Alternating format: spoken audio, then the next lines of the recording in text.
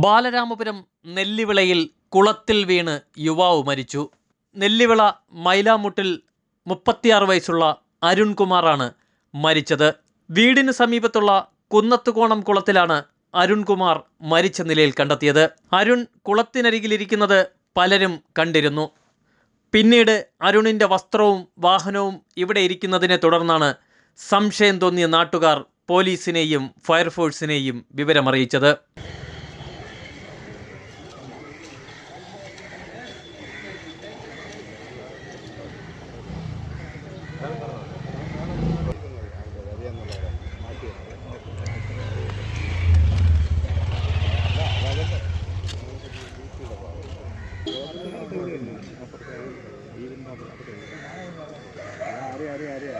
Fire force സംഘം 1 മണിക്കൂറിലേറെ കുളത്തിൽ നടത്തിയ തിരച്ചിലിനൊടുവിലാണ് മൃതദേഹം കണ്ടെത്തിയത്. ബാലരാമപുരം പോലീസ് തുടർ നടപടികൾ സ്വീകരിച്ചു.